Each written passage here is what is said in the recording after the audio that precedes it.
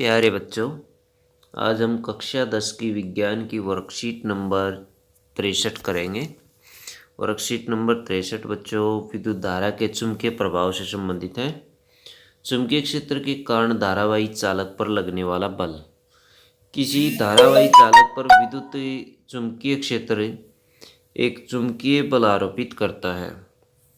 यह बल उस समय अधिकतम होता है जब धारावाही चालक को चुंबकीय क्षेत्र की दिशा के ठीक अभिलंबत सीधे रखा जाए।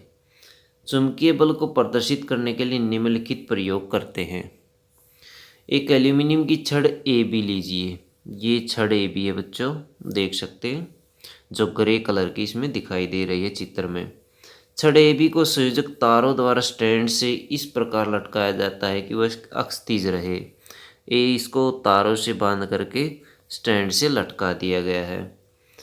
एक प्रबल असोनाल चुंबक एनएस को ऊर्ध्वाधर इस प्रकार व्यवस्थित किया जाए कि छड़ ए बी चुंबक के ध्रुव के बीच में हो। तो एक नाल चुंबक लेते हैं बच्चों, एन एस इसलिए नाम रखा गया कि क्योंकि इसका एक जो पोल है वो एन है, दूसरा पोल एस है। इस प्रकार चुंबक का उत्तरी ध्रुव एन छड़ के नीचे और दक्षिणी ध्रुव एस छड़ के ठीक ऊपर हो। इस व्यवस्था से चुंबकीय क्षेत्र की दिशा ऊपरी मुखी अर्थात ऊपर की ओर होगी। चुंबकीय क्षेत्र की दिशा जो है वो ऊपर की ओर हो जाएगी और जो एन सिरा वो नीचे है, एस सिरा ऊपर है। अब एल्यूमिनियम की छड़ ए बी को बैटरी कुंजी और परिवर्ती प्रतिरोध के साथ श्रेणी क्रम में संयोजित कीजिए ताकि छड़ ए बी में विद्युत धारा बी से ए की ओर प्रवाहित होने लगे।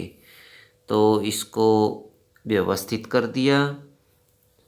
परीक्षण, छड़ ए बी में विद्युत धारा प्रवाहित करने पर छड़ बाईं ओर विस्थापित हो जाती है। निष्कर्ष, यह दर्शाता है कि एल्यूमिनियम की छड़ पर यांत्रिक बल लगने के कारण वह विस्थापित हो जाती है। इस विस्थापन की दिशा फ्लेमिंग के वामहस्त नियम के अनुसार ज्ञात की जा सकती है।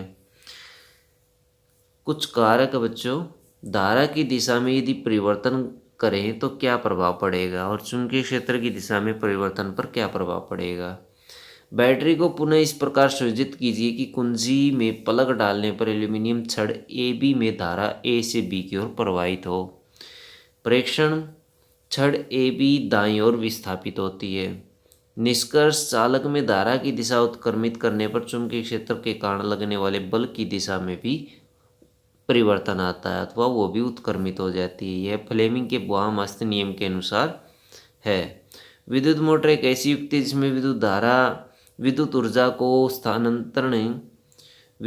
का स्थानांतरण यांत्रिक ऊर्जा में होता है। यह फ्लेमिंग के वामहस्त नियम पर आधारित है। फ्लेमिंग का वामहस्त नियम आप नीचे देख सकते हैं। बाएं हाथ की तर्जनी, मध्यमा और अंगूठे को इस प्रकार फैलाइए कि तीनों परस्पर एक दूसरे के लंबवत हों। तो ये आप देख सकते हैं। यदि तर्जनी उंगली चुंबकीय क्षेत्र की दिशा की ओर, मध्यमा उंगली चालक में प्रवाहित विद्युत धारा की दिशा की ओर संकेत करती है, तो अंगूठा चालक की गति की दिशा और या फिर चालक पर लगने वाले बल की दिशा की ओर संकेत करेगा। तो ये वाला आप वामहस्त नियम कर सकते हैं। चुंबकीय क्षेत्र की दिशा में परिवर्तन का प्रभाव। चुंबकीय क्षेत्र की दिशा में ऊर्ध्वाधर अधोमुखी हो गई, जिसके लिए आसोनाल चुंबक को पहले की अपेक्षा उल्टा करके इस प्रकार समायोजित करें कि चुंबक का उत्तरी ध्रुव एन छड़ ए बी के ठीक ऊपर हो और दक्षिणी ध्रुव एस छड़ ए बी के ठीक नीचे हो। परीक्षण, यदि छड़ ए बी में विद्युत धारा बी से ए कर दें तो छड़ बाईं ओर विस्थापित होगी। पहले ए से बी विद्युत धारा प्रवाहित हो रही थी, जिससे छड़ दाईं ओर विस्थापित हो गई थी। लेकिन अब की बार यदि धारा की दिशा बदल दी गई है तो छड़ भी बाईं ओर विस्थापित होती है। पहले दाईं ओर विस्थापित होती थी, अब बाईं ओर विस्थापित हो जाएगी। निष्कर्ष, इससे स्पष्ट होता है कि चुंबकीय क्षेत्र की दिशा में परिवर्तन करने पर धारावाही चालक पर लगने वाले बल की दिशा में भी परिवर्तन होता है। निम्नलिखित के उत्तर दीजिए। चुंबकीय क्षेत्र में रखे धारावाही चालक पर लगने वाले बल को ज्ञात करने के लिए प्रयुक्त होने वाले नियम को लिखिए। तो आप ये नियम लिख सकते हैं, फ्लेमिंग का वामहस्त नियम। किसी चुंबकीय क्षेत्र में स्थित विद्युत धारावाही चालक पर आरोपित बल कब अधिकतम होता है? तो कब अधिकतम होता है?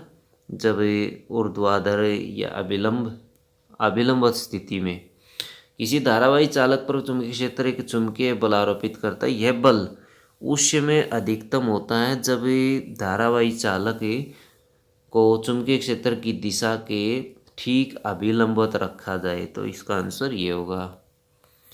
उसके बाद बच्चों, एक धारावाही चालक को चुंबकीय क्षेत्र में रखा गया है। निम्नलिखित प्रश्नों के उत्तर दीजिए। प्रश्न ये है, किसी विद्युत धारावाही चालक को किसी चुंबकीय क्षेत्र में रखने पर